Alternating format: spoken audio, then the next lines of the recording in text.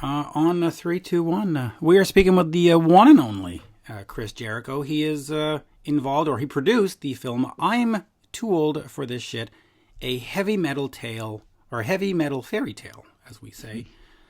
And I've had a chance to watch it about this band Siren, and it's terrific. It's a great video. Well, thanks, man. I mean, it's one of those things where when I heard about kind of this story of this band that hadn't existed in over 30 years, and suddenly they get this offer to play a fairly big festival in Germany because they're told that they have a fan base that they knew nothing about. Right. I was like, that doesn't happen. You know what I mean? It's like I've been in a rock and roll band for 20 years, and you don't just get invited to a festival in Europe where they take heavy metal very seriously when you haven't played for 30 years. So I decided to send a documentary crew because I thought this is either going to be a giant shit show or it's going to be like the greatest feel-good story, follow your dreams type of a vibe that had ever happened. That's kind of what we got and so much more. You're on mute, Mitch. Oh, the camera seems to have disappeared for some reason. That's weird. Oh, well, we're having one of these. All right. There you are. You're back. Yeah. So what compelled you to do this? Were you a fan of the band, or you just were interested in the actual story? Just here's the thing. So people go, well, we've never heard of Siren. I've never heard of Siren. And you're not supposed to have heard of Siren because no one had heard of Siren because they hadn't played since 1985. And the reason why I was hip to it is because a good friend of mine who's the drummer in Siren, Ed Aborn, I've known him for 20 years, and I knew that he used to be in a band, Siren. Big deal. We all used to be in bands when we were in high school. Everybody was going to take over the world, and 1 out of a million did. So when he told me, he's a very humble guy, but he told me, like, yeah, we just got this call to play this festival in Europe. I was like, what are you talking about? You haven't played in a band in 35 years. Somehow they had recorded these demos that made it over to Germany, that amassed this fan base that they knew they had no idea existed. And one of the fans was a big promoter who wanted them to play this festival. And that's when I was thinking, there's no way this is real. Like, it doesn't work that way. It turns out that it did work that way, because when they do the festival, and you kind of see in the culmination of the movie, there's, 10,000 people chanting Siren and singing their lyrics about freaking Wizard of Oz, whatever the hell they sing about. And it's like, it really came true. And it just shows, like, whether you're a fan of rock and roll or heavy metal or not, it shows that dreams can come true even at this late stage in life. What I find amazing in the movie is the fact that they're not really musicians anymore, and they sort of had to relearn how to be rock stars. They had to sort of relearn their songs. They had to relearn their parts, and it's just like, oh, and now they've got the Back from the Dead albums. Well, and then that's the thing, like you said, like it's not just a matter of relearning. Like Ed, he when he left Siren in 1985, he never played in another band again. Right. He still plays, like he has a studio and he'll play for himself, but these guys had not had a gig since the mid 80s. And so that was part of it. And then there was also part of like finding out who could even be in the band, who's still around, who still wants to do it. And then you got the whole kind of fish out of water of guys traveling. Like when you go to Europe to play a festival, you got to find gear and you got to find amps and you got to get a ride to the gig and where are we going to stay and all of these sort of things. I mean, I think the guitar player hadn't been in an airport since 9/11. So then they're trying to figure out Instagram and filters and, just how to get from point A to point B. And that's why I called the movie I'm Too Old for This Shit. Before we even filmed a stitch, I said to the director, Nathan, I said, dude, at some point, one of these guys is going to say, I'm too old for this shit. And they said it like on 3 separate occasions. We didn't even have to prompt it. They actually were saying it because they don't know what they're doing from a travel standpoint, from a gig standpoint. And so all of these things just really combined to make this really cool, heartwarming story of these dudes who left their rock and roll dreams behind decades ago.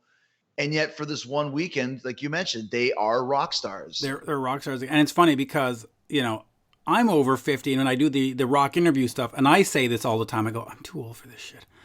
Exactly. You'll get a letter from a publicist and you just go, I'm just too old for this. What am I dealing with this for, right? Yeah. What am I doing for? Why am I dealing with this? But In Canada, we have, of course, the story of Anvil, and they did their video and they did their movie, and it, of course, gave them a whole second career.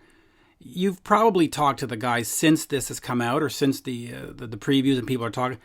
Are they planning on touring? Are they planning on doing something? Do they want to relive the dream? Because, they have a life. It's hard to just leave everything behind. But once you get a taste of it, you realize that that's all that matters. Yeah. So, I mean, they're not suddenly going to go on the road for, 3 months of the year. But I think once they realize that they had a fan base and people that wanted to see them, that they're going to do a few more shows over in Europe. They did a new record, like you said, Back from the Dead. I think they had a lot of stuff, a few things booked last year before COVID hit. But I think now that Siren is around, because as another thing that you say, and you're going to understand this, Mitch, there's a lot of people. It wasn't just the dream of the band to go to Germany. It were more than a handful of German fans who are saying that it's my dream to see Siren. I live my life for Siren. These are direct quotes. If I had the chance to meet Iron Maiden or Siren, I would choose Siren. Now, these are no small words, because in Germany, heavy metal is the law. Right. It rules. It rules. We live our life for heavy metal. And so for people to say I'd rather see Siren than Iron Maiden, that's a big statement from this country and this group of hardcore fans whose whole life is Iron Maiden. And they're saying we take Siren above them. So it was a real cool two sides of the coin for the band coming over and for the fans who'd been waiting to see them their whole lives as well. So to answer your question, I think they will do some more stuff when they can, sporadically. Hopefully. And by the way, I so get that sentiment, because right now, if you said, do you want to see FM or Iron Maiden? Do you want to see Thunder? I'd rather see those ones because it's rare. You don't get that over exactly. here. Whereas Iron Maiden, if I don't catch them this year, I'll probably catch them next year. And that's the thing, too. If at the very end of the documentary, you see that Siren was the highest selling band merch-wise of the festival. And listen, they're playing with Raven and Grim Reaper, and these are bands that have a big fan base over there. Yeah. But they play every year. Siren had never been, and suddenly that shows that people were waiting to see them. They sold the most merch for the weekend. And that's like, these people were so excited to see this band. Like you said, this band that they never even thought they would have the chance, and now they do. Yeah. Well, and that's, as a fan, that's what I appreciate. I would rather go see a band tomorrow morning, if we could, that I haven't seen or know I'm never going to see again, than, we love our Kiss, we love our Maiden, we love our Aerosmith, but they'll be back next year. They'll be back the year after. Yeah. Not these bands. So you got into the filmmaking. Is that something that you want to branch into? Because you've done the TV show on the CBC, you've done, wrestling, you've done music. Is this sort of the next hill to climb for you? I mean, Mitch, for me, it's like I do things when they come on my radar that make sense. And I'm just waiting for the right movie to produce. But when this movie came up, and the thing is, the guy, I mentioned his name before, the guy that directed the movie, his name is Nathan Mowry. He's done the last 4 Fozzy videos. He did Fozzy Across America. We've worked together in AEW, filming things and building things. So we think the same way. And that's when I said, like, Nathan will find a story if there's one to be found. So that's when I said, go over there and see what you can get. So it was the right story with the right team, with the right element. And that's why I did it. Am I looking for another movie to produce? Not really, but that's not to say that I won't do one if something comes to mind like this one did. It just was the perfect storm. Like, we have to figure out how to do this. And then once we made the movie, trying to sell it, you're thinking, oh, Amazon Prime and Netflix and Hulu, they're all looking for content. They're not looking for content. There is so much content. So for us to be able to sell it to the production company we did, and then have it come up on iTunes and Amazon and go to Canada and all these different places, it just shows there's a real big fan base for this movie and a great word of mouth on top of it. So will I do another one? Maybe. But the fact that we did this one for all the right reasons and having the reaction that we're getting tells you that I made the right decision in pursuing this story. You really did. And in fact, I'm just going to look it up here. Amazon launched something today that actually might be beneficial to this. They called it, hold on here, I'll go find it real quick. Amazon Prime has launched the Coda Collection, a channel of nothing but music documentaries. First today, 150 titles going live. So that'll be for this. There you go. I mean, that can work. And, like I said, it's interesting because I love documentaries, but there's so many of them. So what makes a good documentary? And I think a good documentary transcends the subject that they're talking about. It really For does. example, yeah, it really does. Like it's about heavy metal and rock and roll, but you could watch this not being a fan of it and just seeing these guys capturing this dream. Well, and I agree with that, because when I watched it, listen, I wasn't aware of Siren. I had to Right. look up who they were, to be honest. Nor was I. Right. And I watched it, but what I got, and it tugged at the heart. I mean, here are these guys, I got to relive it. They were wanted by this audience. The audience treated them like kings. They were like, you have to stand in the rock star stands in the middle for the picture, right? and I can just imagine that, if I were to have this whirlwind weekend where somebody pulled me out of Montreal and flew me to Germany, and I'd be I'd have be a kick. So no, it was heartwarming. It's a heartwarming story. And like you said, there's some similarities to Anvil, but the difference between the two movies is Anvil never stopped. Anvil's been playing since 1979 to current day. They just kind of, the success that maybe they could have had or should have had didn't quite go their way. So there was a story there. Our story is the fact that they hadn't played since 1985. So, but it ends the same way, where there's a real heartwarming feeling of like, wow, it paid off for these guys. And like I said, like I just really love those stories. And then you get to know the guys in the band. And I still have never met the bass player Greg Culbertson. And the reason why I bring it up is Greg becomes kind of the spiritual star of the show. Like he's so lovable, but he'll disappear and go follow a cat through Germany at 6 a.m. and they can't find him anywhere, and he's late for his flight and he doesn't know what this means. But you just love the guy because here's a guy who says, this is the greatest moment of my life, with the exception of my daughter's being born. And you believe it because it's true. It is true. It is true. To be plucked out of your existence and thrown on a stage in Germany it's a fairy tale.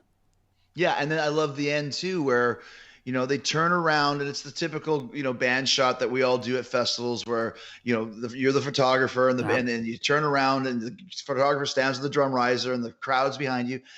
But when they do that shot, the look on their face, and it's basically the final scene of the movie, is of like, it's overwhelming for them. They look like they're going to cry. They look like they have the deer in the headlights. Have no idea what's going on. They look like they're the happiest guys in the world. This is the look of these five guys just standing there basically sums up the whole film, of like this feeling of like, holy shit, it happened. Yeah. And quite frankly, I probably would have put that on the cover. Well, yeah, I mean, that's the thing too. You try and figure out what to put on the cover, and that would have been it.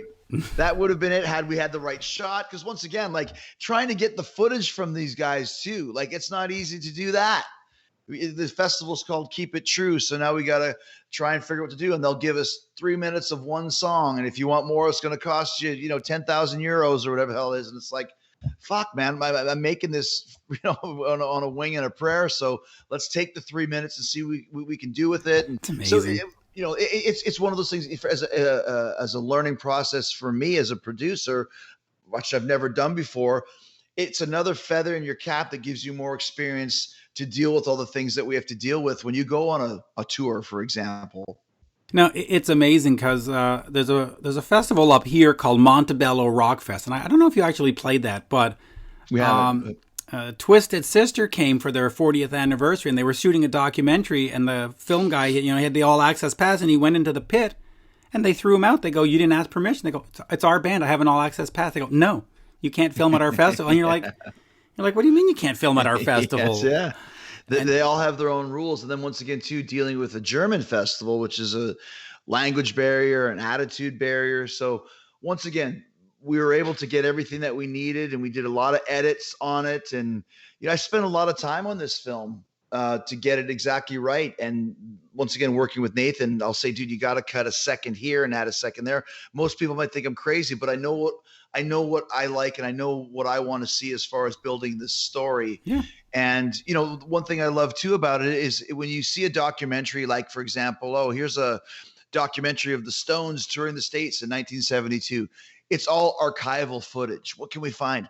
For us, we were living this in real time. We didn't know what was going to happen because it was happening on film as we went through it. So, like I said, it was just a great experience, and the product, the final story, it will bring a tear to your eye, and that's not a lie. My wife watched it, and she was crying at the end, and it's just one of those type of films. I agree, and in fact, since you have so much footage, maybe you repackage it for Netflix as a 6-episode something. Or anyway, it's real great. Since we mentioned 1985, just real quick. Kuarantine put out "Love's a Deadly Weapon" from Kiss Asylum from 1985. Good segue, Mitch. Oh, I'm a pro. I'm so good at these. Talk to me just quickly about Kuarantine, because listen, COVID hits and everybody's in quarantine. You put this band together, and it's sort of, I think, go ahead. I think that we had discussed it a little bit, but if we haven't, I mean, basically, you just nailed it on the head. Everybody's in quarantine with a Q, and this is back last March and April when we really, I know your lockdown is different from ours, but none of us really. We're still in lockdown. You're in Florida and you get to go have lunch. We have not had. Listen, the last time I went to a restaurant, probably March 6th or 7th. That blows my mind, of man. Last 2020. Yeah, and like so. But at that point, we didn't know if it was just going to be like Captain Trips from the Stand, where the whole world. So, anyways, I got a clip of a friend of mine who's the drummer of Kuarantine. His name is Kent Slusher. He drums for Luke Bryan, who's a stadium level country guy. But he's a most country guys are rock guys too. And it was the beginning of No No No. And I said, well, "What are you doing with this?" And me and my friend Joe McGinnis, who is the guitar player from Classic 78.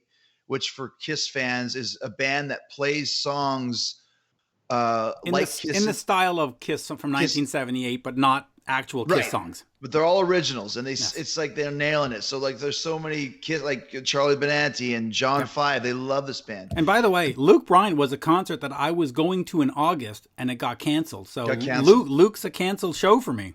It's a great show. That's the only country show I ever saw because of Kent, and I had so much fun. But so, anyways, what are you guys doing this for? We're just going to put up on YouTube, and I never do things half-assed.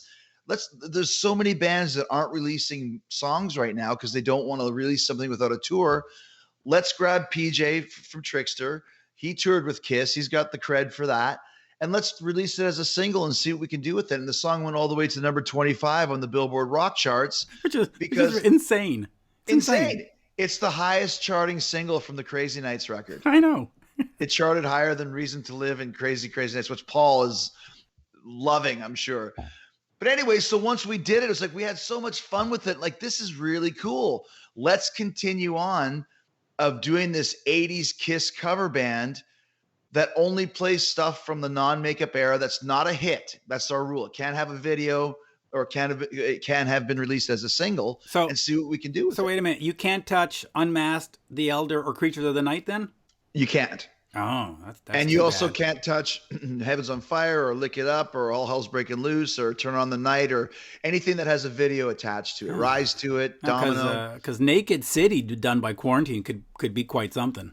Well, and the thing is, there's so much great material from that era. And most people don't remember it or know it. Like when we released No No No, they're like, "This is Kiss." Right. It sounds more like something from Eat 'Em and Smile. Yeah. You know. So then we did Heart of Chrome, which we didn't release as a single, but it did another 100,000 views on YouTube. And it's been a few months. Other things happened. I had a Fozzy record that I made, but now it's like, let's do something else. What does the panel want to do? And the other cats suggested Love's a Deadly Weapon. Now, I have never been a huge fan of the song. Thought it was okay. But then when I listened to it and dissected it as a singer, it's hard. Gene's material from that era is super underrated because the way he writes, like every melody line, every verse is a different melody line. If you listen to that, and it's off time. And there's this one part at the end that's almost like this Dream Theater drums where it's completely backwards. It's almost like a prog rock song with a Kiss twist. So we said, let's do it. And we did it. And so then we decided to do a video in my backyard, which is what you saw. And that's the first time I ever met Joe McGinnis in person. we're a band with a top 25 hit, and we've never even met in person. That's the way of the world right now, right? Yeah, but that's okay. It's the way it should be. And I'm going to throw out "Secretly Cruel" as a song that needs to be redone. And trust me, we have a list, and there's so many to do. And once again, if you're a fan like we are, you're like, this is great to hear. If you don't know these songs, it's almost like when Metallica used to play all those Diamond Head songs when they first started. Everyone thought they were originals. Like, there's people who think that Quarantine's my other original band. So either way, we're taking, and I know Paul loved Heart of Chrome, and Gene loved No, No, No, and loves A Deadly Weapon, because I sent them to the guys, and I think they're all just really flattered that this is an era of Kiss that they don't even really touch. But we're doing it, and people are responding to it. It's kind of giving it a whole new life. Yeah, it's an era that is sadly ignored. I think, they probably could have over the years thrown in Forever or whatever into the set list, but for whatever reason. I'm just happy that on the end of the road that they started doing Tears Are Falling. So at least we have Heavens on Fire, Lick It Up, Tears Are Falling. They were doing Crazy Nights once in a while. Oh, I saw Hide Your Heart. I saw Hide Your Heart once in a while. But at least they're playing some. But I mean, Bruce Kulick loves this because he's so proud of his era, as he should be. And Bruce even played on our version of Heart of Chrome, which the video was filmed really quarantine style, where you just set up your iPhone and send it in, and we edited it up properly. But so it's really turned into this viable, cool second band. Like, we're getting offers to play gigs now. So why not? It's, there's nothing better as a musician than playing with other musicians. We all love this era of Kiss. It's fun for me to sing. It's different from what I do in Fozzy, because Fozzy is much more of a radio band, where you're not singing, super high Paul Stanley melodies from 1992. But this gives me a chance to get my rocks off, and do it kind of in a different project. God, I wonder if Paul regrets singing those songs like that from the 80s, because there's almost no way you can do them as you get older. I think that's one of the reasons why they don't play Forever, or they don't do some of those tunes, because they are so high. And there's nothing against Paul. It's just you get older. No. It's Sebastian Bach. It's that whole era. Everybody was like louder, faster, higher. And it's also the same reason why Ozzy doesn't do Symptom of the Universe, for example. I mean, it's Over the Mountain. There's just such high melody lines that you have to drop some of those songs. And thankfully, I can do those melodies. So it's fun to sing. But some of them are hard, man. Like those, even the Gene songs. Gene's a great singer, too. There's a scream at the very end of Love's a Deadly Weapon. It's got to be 10, 15 seconds long, and it's high. If you listen to the original or listen to our version. So, I'm standing in the studio, and it's like, okay, it's going to be a tough one. One more time. It's just boom. And fucking hell, like, we got it. But I'm like, these are hard songs to sing, man. Incredibly hard songs. Just before we leave, as we get older and the physicality of wrestling gets more and more, do you keep going? Are we starting to think about, I'm going to be a rock star, or I'm going to be a movie guy? Are we starting to think about, hey, my neck, my back, my shoulders, because my shit hurts, and I don't get thrown on a mat. I've been thinking about it probably for 20 years. What's life after wrestling going to be? I didn't think I'd be doing it in 30 years, but I still feel great doing it. I'm smarter about what I do when I do it, but there'll be a time when that is done as well, and it'll be a lot probably closer to sooner than later. But that's okay, because there is so many other things going on. And now that Fozzy's really kind of taking hold and building, I mean, we're on Sony Music now, and they just picked the next single, and they want to do 4 singles. And you know how the record business works, man. You have to have somebody behind you, even to this day. And radio is still important if you're not Kiss or Iron Maiden or Metallica. So we have this push, and we have this potential to go to the next level. So more time will go into Fozzy as I move forward. And it would have been going on as well. And going back to COVID, everything stopped. We've had a tour that we've postponed 5 times now. And the reason is nobody wants to cancel. We just keep postponing it until we can play. And hopefully that's in the fall. Who knows? Who knows? Well, the greatest thing I read today based on COVID was from the Wall Street Journal. They said that COVID cases have dropped 77% in the last 6 weeks, and that by April, they think we'll have reached herd immunity, at least in the States. By April. That's great. And that's what you need. And listen, that's one Hope. thing you mentioned. You mentioned Florida, like, yeah, hope. But in Florida, we started having limited capacity fans because we wrestle outside in Jacksonville. It's an amphitheater, holds 6,000. We were at 10% to, I think we moved to 15. So the most we had was 1,000 people. But dude, it felt like a sold out, Bell Center. Like after wrestling for 6 months in front of nobody, 0 people, having 1,000 people in this giant place was still great. And now I just heard that the Knicks and the Rangers are doing 10% capacity. So slowly, let's bring people back in. And then when you can finally hit that level where you can make some money, then bands will start touring again. Because that's what it's all about. You can't make money if you're on this budget of a sellout show budget, but you can only put 50% of the people in there. You just can't do it. And that, I think, is probably the biggest thing that's going to hold bands back as we continue, is just the financial part. As long as the health part is good, then the financial part will sort itself out, and then we'll all be back at shows again. Yeah, and it's amazing that you mentioned that, because I watch hockey, as you know, and I'm watching the North Division, of course, and you see, not Maple Leaf Garden, but where the Maple Leafs play, it's all empty. Yes. And last night I watched a game with the Kings in Arizona, and they had fans. Yeah. And they were all spread out, but it felt like it was 50,000 people. Yes. And it was just amazing, because they would score a goal, and you're like, real cheering. Yeah, I can't believe it. Oh my God. So yeah.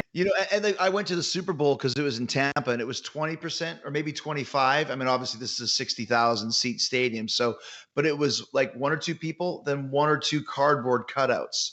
So 20,000 people making noise, but you see 60,000. I felt like a real boy again. Like I felt like I was actually at a Super Bowl. And so it's like you mentioned, it was a little bit of hope, which felt good. Like, so like I mentioned, our Fozzy tour just got moved to September, October. And this is the one where they're saying, okay, this, like you mentioned, this is going to be the time. We're sure. Okay, we're sure. It means nothing, but at least like Guns N' Roses are booked October, November in New Zealand and Australia. And Duff is like, we're going, apparently. So, okay, like if that's the light at the end of the tunnel, then let's hold on to September, you know what I mean? And hopefully that'll be the one. Yeah, and your buddy Dax Nelson, Cheap Trick, have a tour with Bush and Stone Temple Pilots in Australia starting at the end of March. Really? Yeah, they're doing end of March and early April in Australia, 10 dates. And do they have to quarantine when they get there? I actually spoke to Dax. They said they have to quarantine, so they have to fly in, I think, 2 weeks before. Yeah. But 2 weeks in Australia, I mean, no kidding. Well, I mean, you listen, and here's the thing. Some bands have to try it. And if they go there and it works, then boom, here we go, right? It's like, so there's also still a lot of people, like people have different mindsets depending on where you live, right? Like we live in Florida and we see what happens every day here and know that, okay, for what our restrictions are, it's working. People aren't getting sick, and all that, whatever. Where you live, you have the curfew. Okay. So if we have a concert in Florida, for example, that people in other states see, well, what are these crazy people doing? And meanwhile, if nobody gets sick, well, let's give it a try. So I think mentally people are going to have to be ready to like, okay, we need to at least try this. Well, and that's the thing, by the way, because, Buck Cherry played there recently. Steel Panther played there recently. Who else played there? Air Supply played there recently. I'm trying to think of the other one. Night Ranger. All played in Florida, and none of the guys are dead. None of the guys have COVID.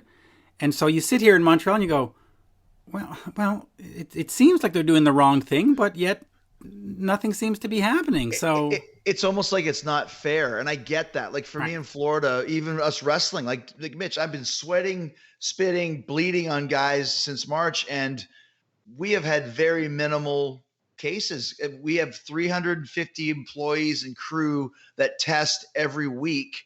So times 350 times 4 times 10, I mean, that's 10,000 tests, and maybe 30 or 40 have been positive. So like, and we're wrestling each other. This is as close as you get, right? Yeah, I mean, that's sweat and spit and all the stuff they say to avoid. So no, we're all tested and it's cool. But so if we can do that, then hopefully, like you mentioned, and I get it. Like if you see someone going to a Night Ranger show in Florida and go, well, this is crazy. These guys are idiots. And meanwhile, everyone had fun and nobody got sick. Well, then what's the problem, right? So I think we all just need to get on the same page psychologically, which, like you said, Mitch, if the herd immunity builds and more vaccines are coming out, I think everyone will get more locked into the same position of what are our restrictions. That Wall Street Journal report from today was so hopeful. You just went, like, that's great news. Yeah. I mean, I don't think we'll have herd immunity by April, but at least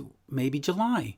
Maybe August. And listen, it's funny because I just spoke to here's the name drop, but fuck it. I spoke to Tony Iommi today. It's his birthday, and he and I have a cool relationship. If I email him, he emails me right back. And they're locked down in England too for 6 weeks. They've been so far. Same as what you have. No leaving your house. No talking to anybody that's not in your household.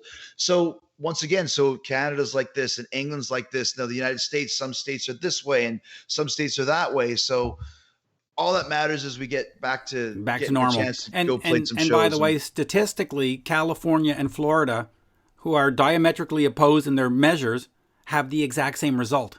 So it's just like, and per capita they have more than us. Yeah. For population, like every 100,000 has this amount. So there you go. Because California was locked down, Florida was fairly open, and they're pretty much the same. So if that's the case, then why not open and let people make some money, have some mental relief, So hopefully we'll start getting more of that as the months progress. Yeah, and it's interesting because, I mean, I work from home, so I've literally been at home since March. Mm-hmm. I haven't gone to a show. I haven't gone to a restaurant. So it's like, but I'm actually kind of enjoying it. It's peaceful. Now that we have hockey on at night, I'm good.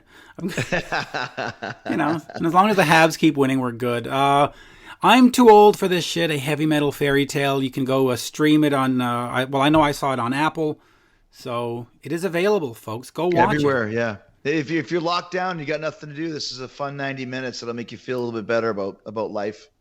Yeah, and I don't want to draw the comparison to Anvil again, but if you like that Anvil story about this sort of ragtag bunch that had made it, and this is not a ragtag bunch, but they came back and they played the show, and you see that ending, and it'll make you cry. You're like, oh, good for them. Oh, good for them. The more happy feelings we can get in this day and age, the better it is. So. Absolutely, and on that, as we say in Montreal, merci beaucoup. Toujours un plaisir. Always a pleasure. Thank you, mon ami. Merci, mon ami. Yes, I think I have to lock down now. Oh no. Is it the curfew? Oh no, you're getting cut off. The internet is being shut. At least they don't shut down the internet. Imagine if they started doing that. You can't do anything. Shutting down the internet. Sit there in silence. Oh, thanks, Mitch. Cheers.